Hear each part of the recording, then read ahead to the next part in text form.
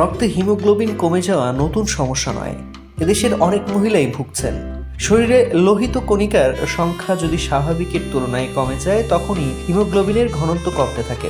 তখন সারা শরীরে অক্সিজেনের সরবরাহে ব্যাঘাত ঘটে, ফলে স্বাভাবিকভাবেই শরীর দুর্বল হতে থাকে, ভিটামিন ও খনিজের ঘাটতি দেখা দিতে পারে।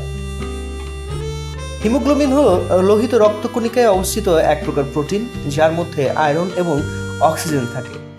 ব্যক্তি বিশেষে আলাদা হলেও শরীরে স্বাভাবিকভাবে রক্তে লোহিত কণিকার পরিমাণ হলো পুরুষদের ক্ষেত্রে 13.8 থেকে 17.2 ডেসিলিটার, মহিলাদের ক্ষেত্রে 12.1 থেকে 15.1 ডেসিলিটার।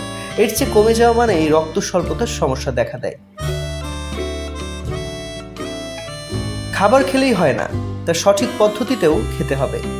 পুষ্টিবিদরা বলেন, রক্তে আয়রনের ঘাটতি পূরণে প্রতিদিনের ডায়েটে রাখতে পারেন পালং, ব্রোকলি, বিট, পনির, ডিম, আপেল, তরমুজ, বেদানা, কুমড়োর বীজ, আমন্ড এবং কিশমিশ।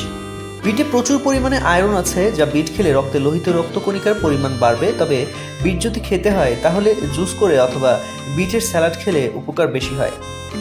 বেশি ঝাল মশলা দিয়ে বিটের সবজি বানিয়ে খেলে বা পকোড়া করে খেলে লাভ হবে না। আপেলেও ভালো পরিমাণ আয়রন ও অ্যান্টিঅক্সিডেন্ট আছে। রক্ত স্বল্পতার সমস্যা যদি থাকে তাহলে আপেল জুস করে খেলে লাভ হবে বেশি, অথবা আপেলের সঙ্গে পিনাট বাটার মিশিয়ে খান, এতে উপকার বেশি হয়। রক্ত স্বল্পতা সারাতে খেজুর খাওয়ার পরামর্শ দেন অনেক চিকিৎসক এবং পুষ্টিবিদরা। তবে খেজুরের চাটনি করে খেলে লাভ হবে না। খেজুর শুধু দুধের সঙ্গে খেলে উপকার বেশি হবে। সূর্যমুখীর বীজ ও কুমড়োর বীজেও আয়রনের মাত্রা বেশি।